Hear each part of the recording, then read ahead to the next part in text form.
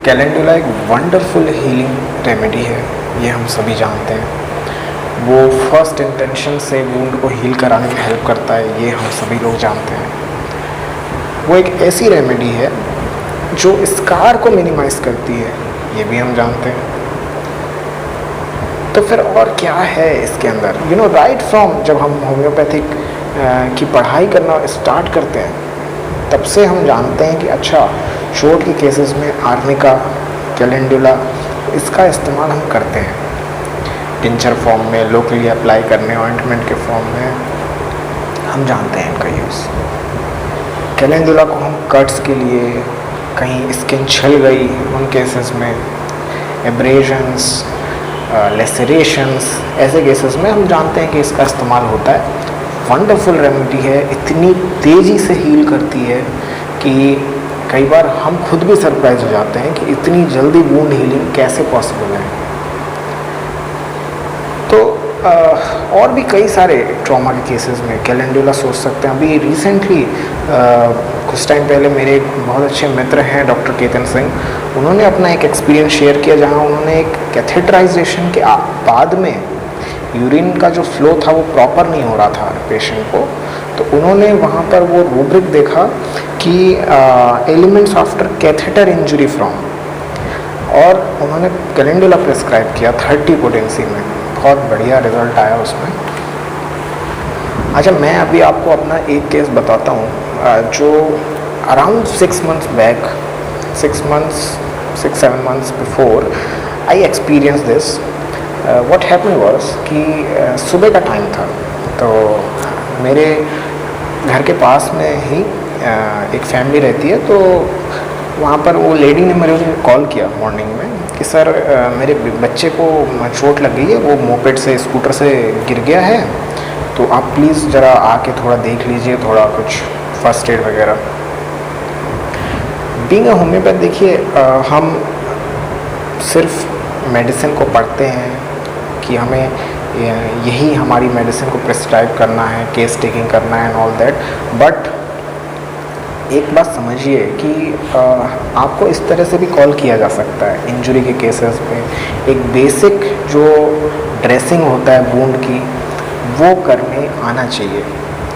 Unfortunately हमारे colleges में इस तरह की कोई ट्रेनिंग नहीं होती है, स्टिचेस वगैरह के बारे में भी हमें नहीं सिखाया जाता, और इसलिए फिर हम एलिजिबल भी नहीं होते इस तरह के प्रोसेस को करने के लिए। बट बेसिकली हमें वुंड को क्लीन कैसे करना है, इंजरी को असेस कैसे करना है, उसके साथ में कैसे ड्रेसिंग करना है, ये सब बेसिक चीज़ें आनी चाहिए। Being not just being a homeopath, but ये चीज़ एक्चुअली हर किसी को आनी चाहिए। आपके घर परिवार में, आसपास में हर किसी को ये बेसिक प्रोसेस आना चाहिए। और होम्योपैथी में बहुत बेहतरीन दवाइयाँ हैं जिससे आप अपनी एक फ़र्स्ट एड किट बना सकते हैं। फ़र्स्ट एड किट कैसे बनाते हैं, इसके लिए मेरा एक होम्योपैथिक फ़र्स्ट एड किट वाला जो वीडियो है वो आप देखिए, उसमें हमने और भी रेमेडीज़ के बारे में बात किया। तो फिर मैं अपना वो बेसिक जो फ़र्स्ट एड किट होता है वो ले लिया मैं गया, तो मैंने देखा वो 16-17 ईयर्स एज का लड़का था, तो बहुत स्लो स्पीड में वो, मतलब he fell down from his scooter. बहुत ऐसा मेजर कोई एक्सीडेंट नहीं हुआ था, उंगलियां और इधर हैंड्स वगैरह में, एल्बोज़ में थोड़ी छिलन थी, बस हल्का सा छिल गया था वो, कुछ स्क्रैचेस वगैरह आए थे, कोई ऐसा ब्लड लॉस नहीं था। मैंने पिपिलरी रेस्पॉन्स चेक किया, हेड इंजरी के बारे में पूछा, कुछ भी ऐसा कुछ नहीं था। पर फिर भी वो एकदम, जैसे ही मैंने उसको बोला हाँ दिखाओ कि कहाँ इंजरी हुई है, थोड़ा हम साफ़ कर लें उनको, his reaction was like that कि मतलब कितना, बहुत दर्द हो रहा है। मैंने पूछा बहुत दर्द हो रहा है, तो बोलते हैं दर्द हो रहा है। उसके बगल में एक तरफ उसकी मदर बैठी हैं, एक तरफ उसके फादर बैठे हुए हैं, और वो बीच में बैठा हुआ है, और उसको मतलब जितनी उसकी इंजरी थी उससे ज़्यादा उसको पेन एक्सपीरियंस हो रहा था। देखिए, जब भी हम किसी एक्सीडेंट में होते हैं, कभी हम गिर जाते हैं, चोट लग जाती है, ये तो जब भी कोई ट्रॉमा होता है, कोई शॉक लगता है, तो बॉडी जो है वो एड्रेनलिन जो है वो रिलीज़ करती है, और इसी एड्रेनलिन रश का इफ़ेक्ट हर किसी में अलग अलग तरह से दिखता है। आर्निका जो है वो लोगों को अपने और अप्रोच नहीं करने देता, पर वहाँ पर थोड़ा रीज़न अलग है। आर्निका थोड़ा अपने आप को वीक नहीं दिखाना चाहता, वो थोड़ा सा प्राउडी किस्म का व्यक्ति होता है, इसलिए उसमें रूब्रिक है कि he says that he is well even though he is very sick. But calendula के साथ ऐसा नहीं है। कैलेंडुला देखिए वहाँ पर रूब्रिक है कि वो डिज़ायर करता है, अपनी कंपनी डिज़ायर करता है अपने आसपास, और उसमें एक और रूब्रिक है कि delusion that he is going to be attacked और फियर ऑफ इंजर्ड बीइंग। तो उसमें एक लाइन लिखी हुई है जो आई एम श्योर बोरिक में भी है और आई थिंक फाटक जी की मटीरिया मेडिका में भी है, और भी कई मटीरिया मेडिकाज में आपको मिल जाएगी कि pain is out of all proportion to the injury, कि जो इंजरी हुई है उससे कहीं ज़्यादा उसको पेन महसूस होता है।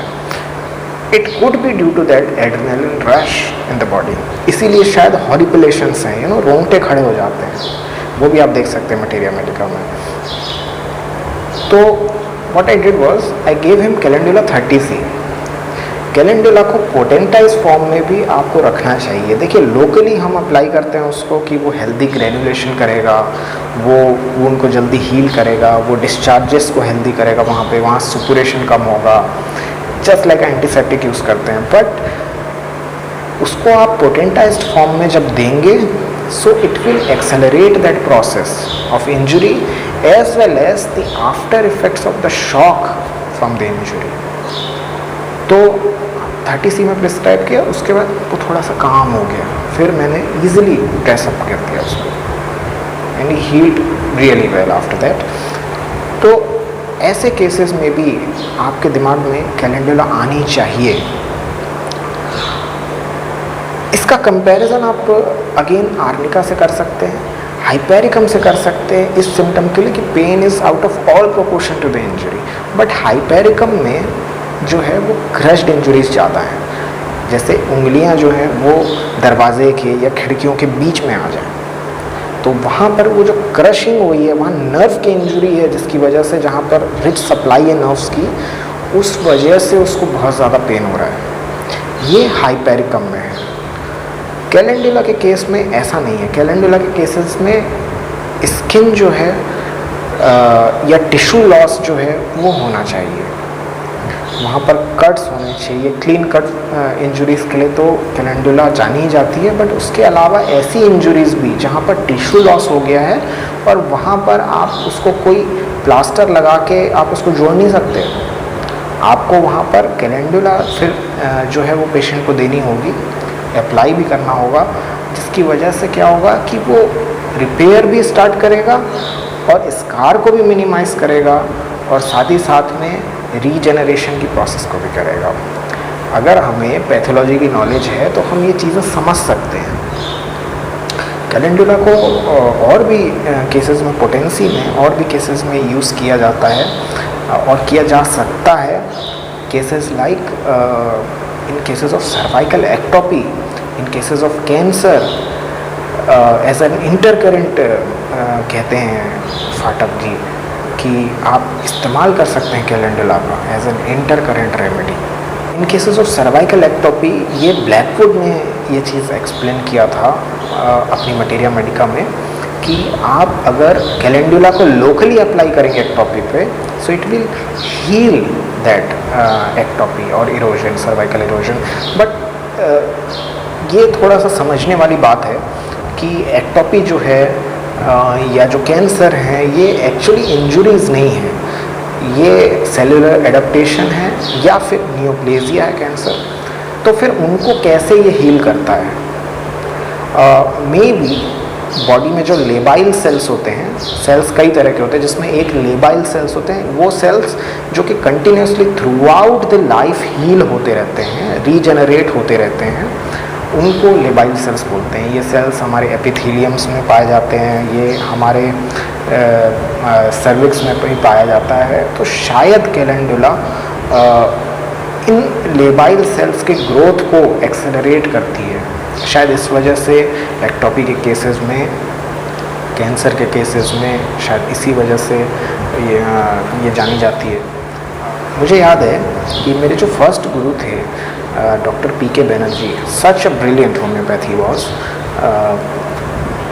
और उन्होंने काफ़ी कुछ सिखाया है। तो उनके पास एक बार एक केस था सर्वाइकल लिम्फेडेनाइटिस का, जहाँ पर साइनस बन गया था और वो ड्रेन हो रहा था, और वो उनको कुछ रेमेडीज़ दे रहे थे। I think it was silicea और फॉस्फोरस, आई डोंट नो।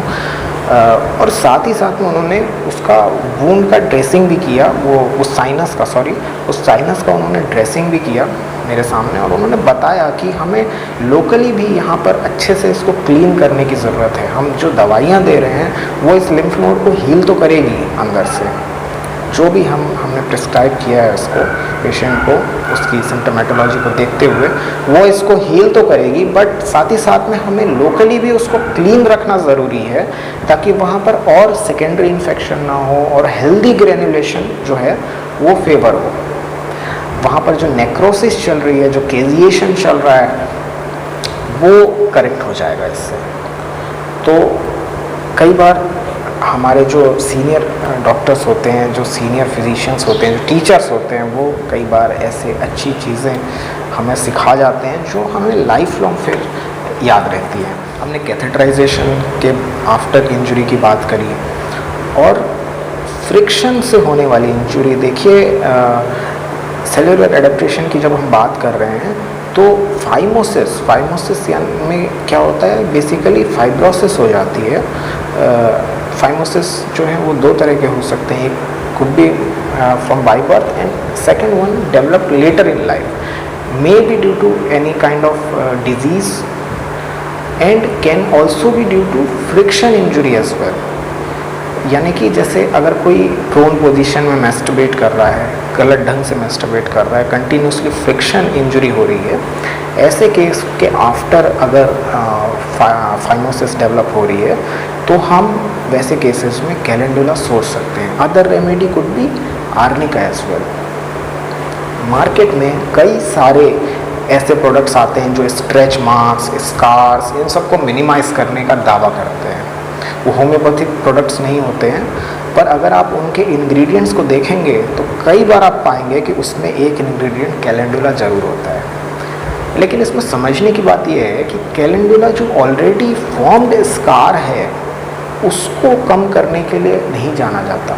कम कर सकता है, बट कैलेंडुला मोस्टली इंडिकेटेड जब वो स्कार फॉर्म हो रहा है या फॉर्म होने से पहले अगर हम वहाँ पर कैलेंडुला को देंगे तो वो स्कार को मिनिमाइज़ कर देगा, कम से कम कर देगा, क्योंकि वो वहाँ पर रीजेनरेशन की प्रोसेस को फेवर कर रहा है, फर्स्ट इंटेंशन से हीलिंग करा रहा है।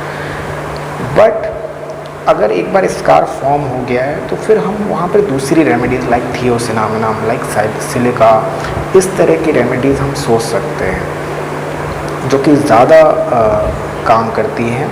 Like for example cases like hypertrophied scar और कीलॉइड, ऐसे केसेस में कैलेंडुला का यूज़ हो सकता है, बट इससे ज़्यादा सक्सेसफुल रेमेडीज़ आई थिंक आप इन केसेस में थियोसिनामिनम हो सकती है, साइलिशिया हो सकती है, या जो भी इंडिकेटेड रेमेडी उस वक्त आपको लगती है वो हो सकती है।